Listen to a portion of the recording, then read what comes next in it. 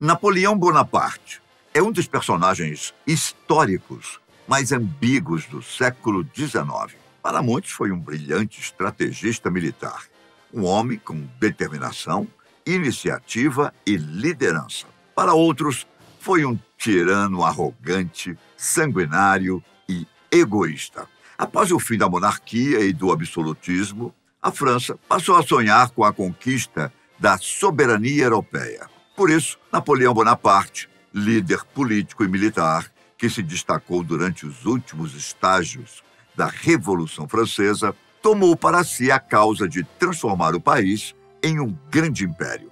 No entanto, os países vizinhos se uniram para frear a ambição expansionista e, entre 1804 e 1815, travaram diversas guerras com os franceses, nas chamadas Guerras Napoleônicas.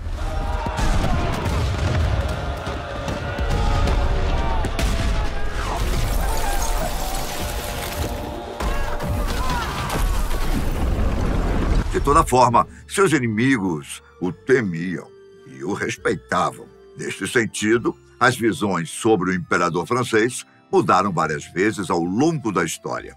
O livro Who's Bigger, escrito por Stephen Schiena e Charles Ward, retrata a relevância dos personagens históricos significantes na historiografia mundial. Neste ranking, Napoleão está em segundo lugar, como uma das figuras mais relevantes da história, abaixo apenas de nada mais, nada menos que Jesus Cristo.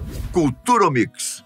Por muito tempo, o papel dos indivíduos na história foi uma questão que engajou filósofos e dividiu escolas. Fruto dos trabalhos dos americanos Stephen Schiena, professor de ciência da computação da Universidade Stony Brook, em Nova York, e Charles Ward, engenheiro de software da Google, o livro Who's Bigger mostra o que o raciocínio, guiado por números e estatísticas, pode produzir. Esse novo tipo de abordagem foi batizado com a palavra em inglês de Cultura Mix, que consiste no estudo do comportamento e da cultura por meio da análise de informações digitalizadas. O título do livro, em português, sugere algo como Quem é o maior? Como ranquear personagens históricos? E para a construção desse ranking, os autores desenvolveram um algoritmo com diversas variáveis, mas que usa como base a enciclopédia virtual Wikipédia, em sua versão em inglês. A fórmula matemática contempla dados como o tamanho do verbete criado para determinada pessoa, além do número de edições que este verbete já teve e a quantidade de visitas recebidas pela página, bem como o volume de links feitos para ela a partir de outros perfis do site. A análise considera ainda, com peso menor, dados de livros digitalizados e disponibilizados pelo Google Books. Bom, tudo posto no computador, a conclusão foi que Jesus, Napoleão, Maomé, Shakespeare e Lincoln são, nesta ordem, as pessoas mais importantes da história. A lista tende a ter uma representação maior de nomes da história americana, como os ex-presidentes dos Estados Unidos, Abraham Lincoln e George Washington, além de figuras universais como Jesus, em primeiro lugar do ranking, e Maomé, em terceiro lugar. Isso porque, segundo os autores, não seria justo comparar os líderes americanos a pessoas historicamente relevantes em outros países. Daí, em sua grande maioria, o livro é composto por personalidades anglo-americanas. A força do meme. O principal objetivo do trabalho era medir a força do meme das figuras históricas mais procuradas da Wikipédia, além do uso que ganhou na internet de reprodução de alguma imagem com toque de humor. A palavra meme está registrada no dicionário Oxford como elemento de uma cultura ou de um sistema de comportamento que é transmitido de pessoa para pessoa, por cópia, imitação ou outros meios. Portanto, de acordo com os autores, o livro busca medir o nível de importância que cada personalidade mantém através dos tempos. No entanto, em um artigo para o site da revista New Scientist, o crítico de arte Jonathan Keats criticou o livro, afirmando que não faz sentido comparar a importância histórica de pessoas de áreas tão diversas como arte, ciência e política. Para o historiador brasileiro Marco Antônio Villa, listar essas figuras em ordem de importância, seguindo um sistema de ranking, também é um erro, pois há outros métodos de registrar e entender o papel de cada personalidade na história. Napoleão Bonaparte. Mesmo controverso em termos de quem o aplaude ou o critica, Napoleão Bonaparte foi um habilidoso estrategista militar e imperador e marcou a história do mundo com seu projeto de expansão da França, marchando sobre muitos territórios, expulsando reis de seus tronos e estabelecendo o domínio francês através da Europa. Origens. Ele nasceu na cidade de Ajaccio, localizado na ilha de Córcega, no dia 15 de agosto de 1769.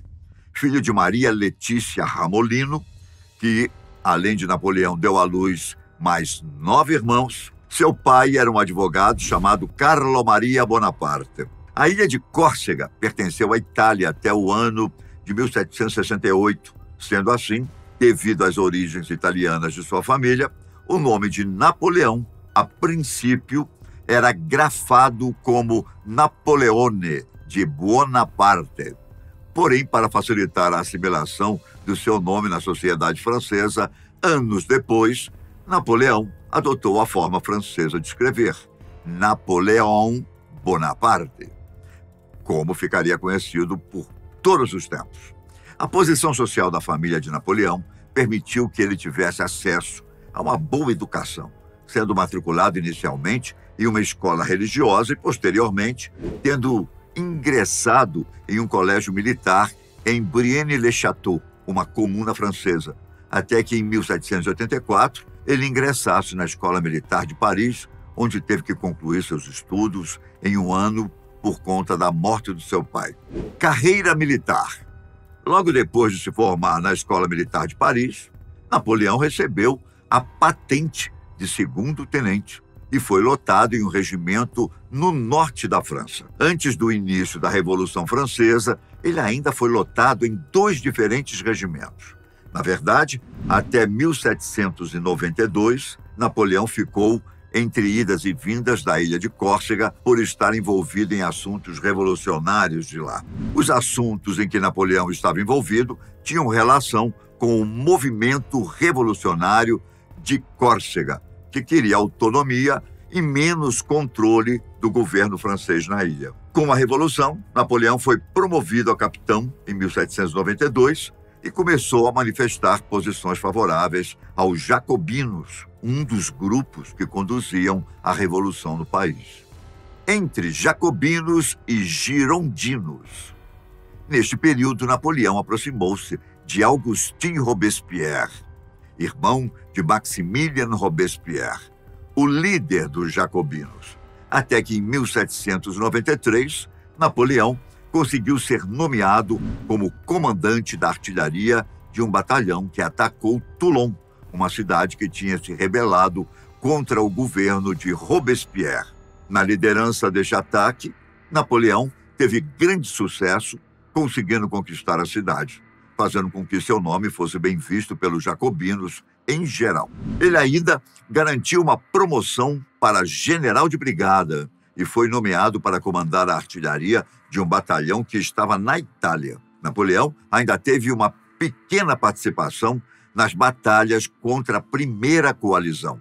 Em 1794, aconteceu a Reação Termidoriana, um golpe realizado pelos girondinos contra os jacobinos. Os girondinos rebelaram-se, tomaram o poder na França e voltaram-se contra as lideranças jacobinas, como vingança pela perseguição praticada durante os conflitos. Neste momento, a proximidade de Napoleão com os jacobinos fez com que ele fosse preso em Nice. Porém, a prisão de Napoleão durou pouco tempo e 2 semanas depois ele tinha sido solto. A razão por trás disso é que as habilidades militares de Napoleão eram valiosas demais para a França daquela época. Bonaparte foi então convidado a planejar um ataque na guerra travada contra os austríacos, até que no final de 1795, a situação dele deu uma reviravolta nos acontecimentos em Paris. Em outubro de 1795, uma revolta de monarquistas eclodiu em Paris, e um dos mais destacados girondinos, Paul Barras, convidou Napoleão para liderar as tropas que faziam a proteção do Palácio de Tulherías.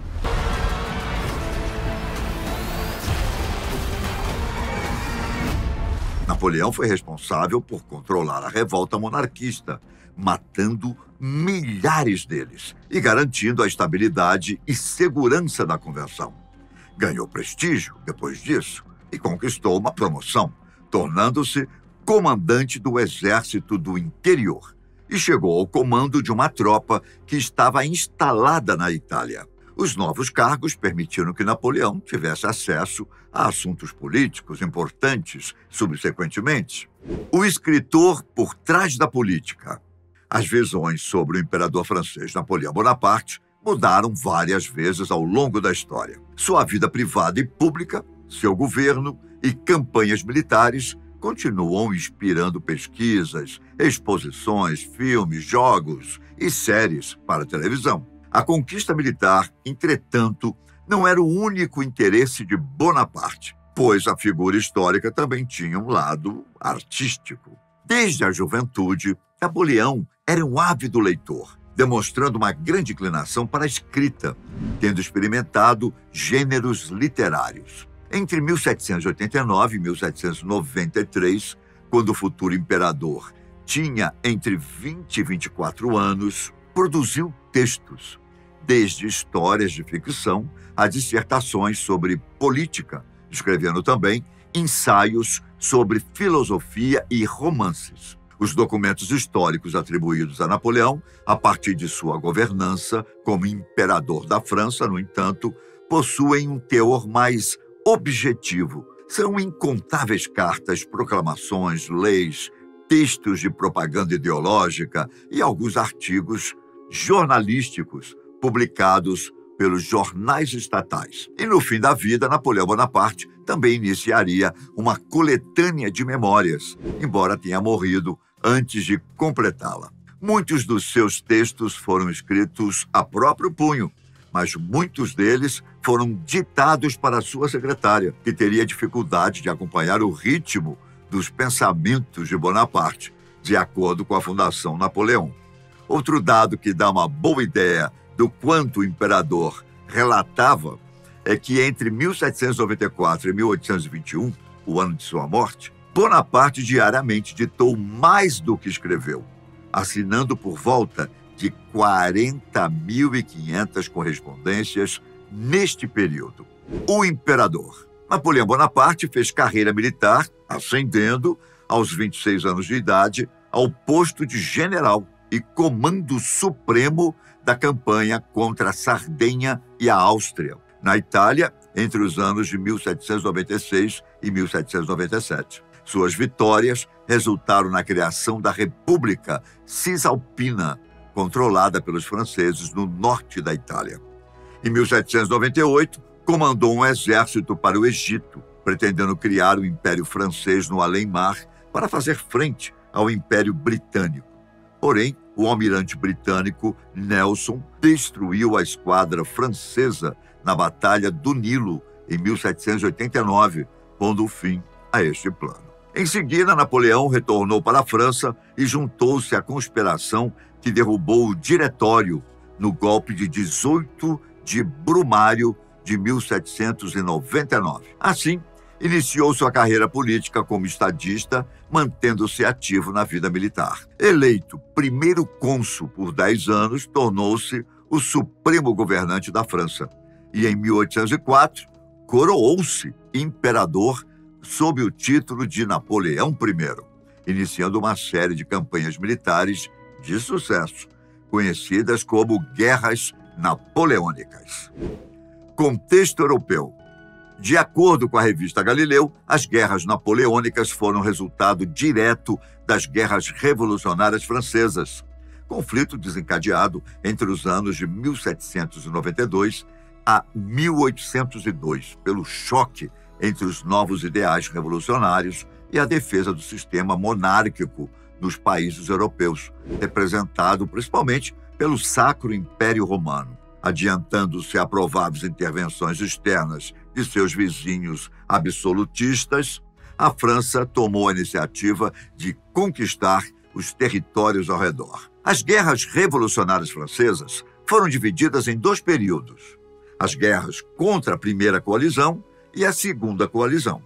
A Primeira Coalizão foi composta pelo Sacro Império Romano, como mencionado anteriormente, sob dinastia da Casa de Habsburgo na Áustria e Prússia, além dos territórios da Grã-Bretanha, Espanha, Holanda e Portugal, assim como outros reinos menores.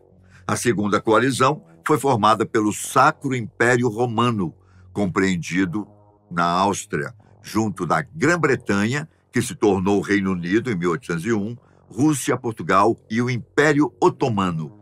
Nos 2 confrontos, a Primeira República da França saiu vitoriosa, conquistando os territórios a oeste do Rio Reno, a região de Piemonte, e estabelecendo repúblicas aliadas da Suíça, Itália e Ligure, no território da antiga Gênova. O sucesso de Napoleão nas campanhas das guerras revolucionárias deu a ele força para dar um golpe militar, onde assumiu o poder em 1799, tornando a França oficialmente um império. Coube a ele encerrar os conflitos com a Segunda Coalizão com um acordo de paz com o Reino Unido, conhecido como o Tratado de Amiens, em março de 1802. Exílio. A infeliz invasão da Rússia em 1812 e os atrasos da guerra na Península Ibérica de 1807 a 1814 contribuíram para o declínio de Napoleão no comando de suas guerras napoleônicas. Depois de derrotado na Batalha de Leipzig, foi forçado a abdicar de sua liderança em 1814. No entanto, apesar de abdicar do poder e ser proibido de regressar à França, Napoleão manteve o seu título de imperador e a ilha de Elba foi-lhe entregue como domínio independente e soberano.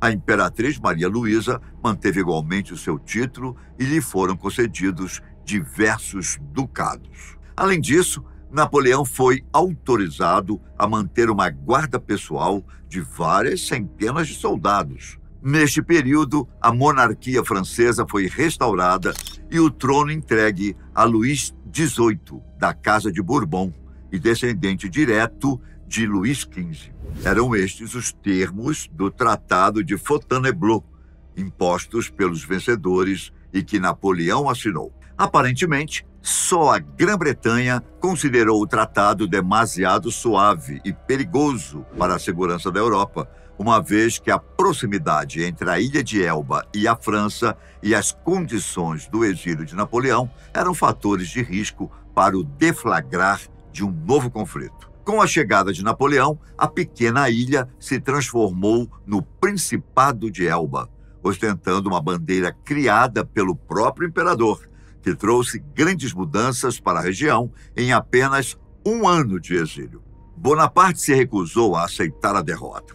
E, além de suas estratégias de guerra, ficou conhecido pelo seu poder de governança, para além de sua liderança em gigantescos exércitos. De maneira sábia e racional, Bonaparte estudou a situação, traçou estratégia e definiu um plano tático. Prontamente, enquanto aguardava o que não estava ao seu alcance, ele foi capaz de aglomerar aliados e submeter soldados ao seu comando.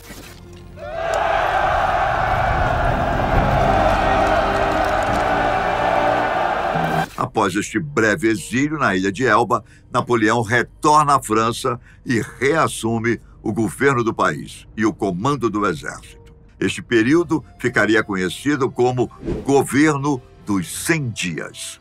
O mito. As guerras napoleônicas mudaram as relações geopolíticas da Europa. Muitas monarquias se viram na obrigação de assumir alguns pressupostos republicanos para se manterem vivas. E com a desintegração do Sacro Império Romano, houve um despertar da noção de nacionalismo e liberalismo em outros países continentais, criando as raízes para os processos de unificação da Alemanha e da Itália, por exemplo. A derrota em Waterloo, em 1815, encerra a carreira política e militar do imperador Napoleão I. Desta forma, o imbatível líder passaria o resto da sua vida no exílio na ilha de Santa Helena, onde faleceu em 1821. Ao morrer, estava 11 quilos mais magro em consequência do câncer no estômago e dos remédios utilizados na época, à base de arsênio e solventes. Sua morte não provocou inicialmente uma comoção na França. No entanto, ao longo daquela década, um verdadeiro culto a Napoleão foi ganhando força. Passou a circular entre o povo estampas do imperador falecido, relatos, canções populares que contribuíram para a formação do mito do herói militar, do salvador da pátria, reconhecido como herdeiro da Revolução Francesa.